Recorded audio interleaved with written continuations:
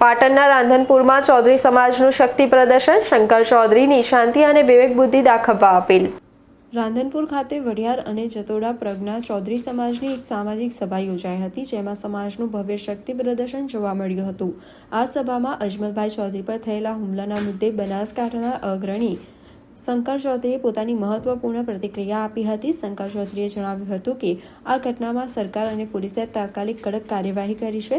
તમામ ગુનેગારો સામે એફઆઈઆર દાખલ કરી દેવામાં આવી છે અને પોલીસે આરોપીઓને જેલ હવાલે કરી દીધા છે। પીડિતોને પૂરો ન્યાય અપાવવા માટે સમાજના આગેવાનોની 10 સભ્યોની એક વિશેષ કમિટીની પણ રચના કરવામાં આવી છે। કમિટીના નિર્ણય મુજબ જ આગામી કાર્યવાહી નક્કી થશે। વધુમાં તેમણે સમાજના લોકોને શાંતિ જાળવવાની અપીલ કરતા જણાવ્યું હતું કે હાલ કોઈએ પણ રેલી, વિરોધ કે આંદોલનમાં જોડાવવું નહીં। સમાજના આગેવાનો બેઠક યોજીને આગળનો નિર્ણય લેશે।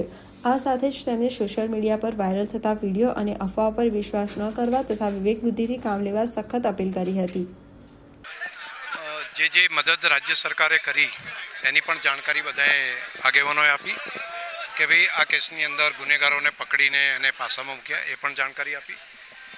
બાકી એના ઉપર એફઆઈઆર કરી, એ પણ જાણકારી બધાએ સમાજના આગેવાનોએ વાત કરી આપી અને હજુ પણ એને પૂરતો ન્યાય મળે એના માટે સમાજના 10 આગેવાનોની એક કમિટી બની અને કમિટી જે નિર્ણય કરીને આપે એ પ્રમાણે અને કોઈએ રેલી કે એની અંદર જોડાવવું નહીં એવો આ સમાજે અહીંયા આગળ વઢિયાર અને જતોડા પ્રગણાના સમાજે નિર્ણય કર્યો છે સામૂહિક રીતે અને સમાજને એમને હજુ વધારે ન્યાય કઈ રીતે મળે એ બાબતે સમાજના આગેવાનો બેસીને એ સાંજ સુધીમાં નક્કી કરશે। હા, કોઈ પણ ઘટના બનતી હોય તો કેટલાક લોકો મદદ કરે અને કેટલાક માત્ર વિડીયા બનાવીને મૂકે। મદદ કરવાવાળા મદદ કર્યા કરે અને જેને વિડીયા બનાવીને મૂકવા છે એ લોકો વિડીયા બનાવીને મૂક્યા કરે। સોશિયલ મીડિયાની અંદર બધાએ જેટલું મૂકે છે એટલું બધું સાચું નથી હોતું, એની મર્યાદા સાચવીને બધાએ આકલન બિટવીન ધ લાઇન બધાએ સમજવું પડે। અચ્છા, આવનારા સમયના અંદર જે ગાંધીનગરમાં સભા કરવાની હતી એ બાબતે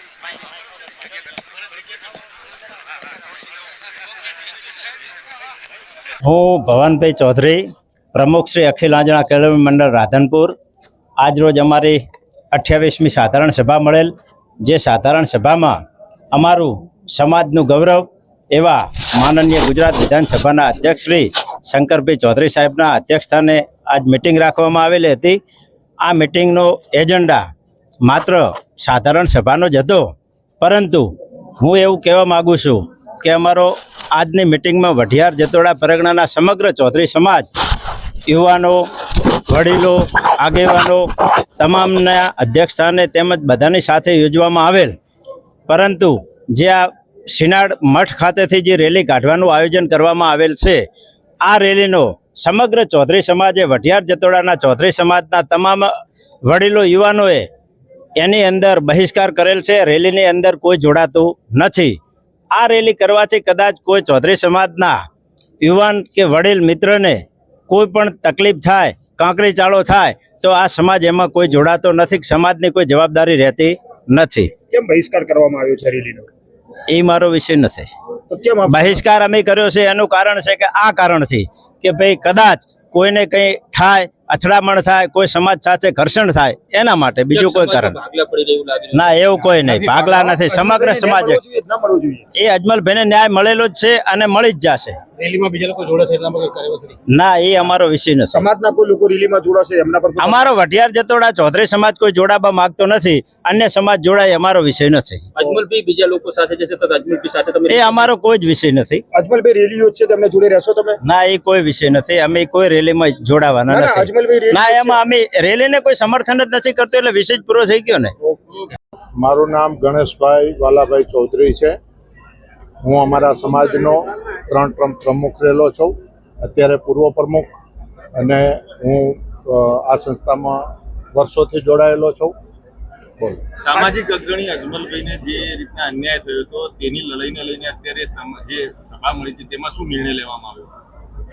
અજમલભાઈને જે કંઈ પણ તકલીફ પડી હોય એમાં સમાજ એમની સાથે જ હતો, સમાજ એમની સાથે જ છે અને સમાજના લીધે જ જે કંઈ પણ ગુનેગારોને કંઈ પણ તકલીફ પડી અથવા તો એમની જે ધરપકડ થઈ એમાં એ સમાજના સહયોગથી જ થયું છે।